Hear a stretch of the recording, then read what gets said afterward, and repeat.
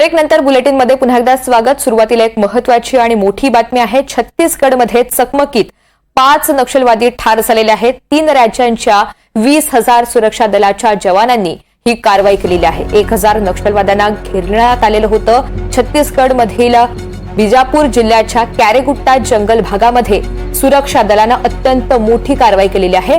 नक्षल विरोधी मोठी कारवाई केलेली आहे। आतापर्यंत या कारवाईमध्ये 5 नक्षलवाद्यांचे मृतदेह हाती लागलेले आहेत। घटनास्थळी सुमारे 1,000 नक्षलवादी उपस्थित असल्याची माहिती मिळते। मोस्ट वॉन्टेड नक्षल कमांडर हिडमा आणि बटालियन प्रमुख देवा याच्यासह प्रमुख नक्षलवादी नेत्यांच्या हालचालीबद्दल गुप्त माहिती मिळाल्यानंतर सुरक्षा दलाने ही मोठी कारवाई राबवली। जिल्हा राखीव रक्षक दल, बस्तर फायटर्स, विशेष टास्क फोर्स, राज्य पोलिसांच्या तुकड्या, केंद्रीय राखीव पोलीस दल आणि कोब्रा बटालियन यांची संयुक्त कारवाई ही आपल्याला पाहायला मिळते। अगदी कालपासून चकमक सुरू होती। नडपल्ली पहाडीमधून सतत गोळीबाराचा आवाज येत होता।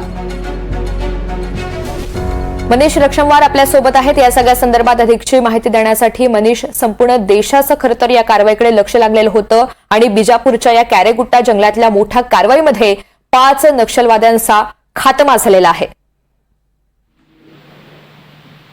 ऋतुजा, छत्तीसगडच्या बिजापूर जिल्ह्यामध्ये कॅरेगुट्टा पहाडीवर भारतातील सर्वात मोठी चकमकीची तयारी।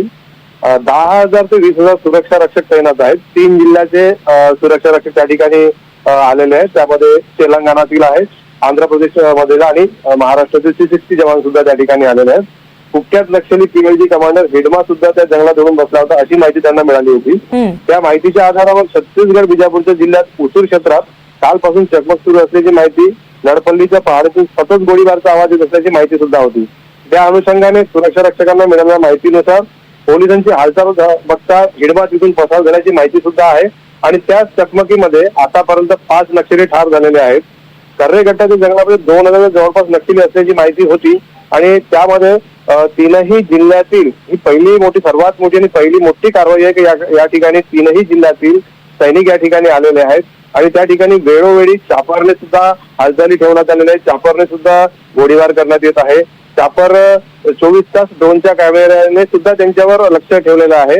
अशा पद्धतीने एक सर्वात मोठी कारवाई ऋतूच्या त्या ठिकाणी आहे। महत्वाची गोष्ट म्हणजे या ठिकाणी आतापर्यंत नक्षलींचा आकडा 5 पर्यंत पोहोचलेला आहे। पुन्हा आकडा वाढण्याची शक्यता आहे आणि त्याकडे आमचे सुद्धा पूर्णपणे लक्ष लागलेले आहे। ऋतुजा, निश्चित धन्यवाद सविस्तर माहितीसाठी।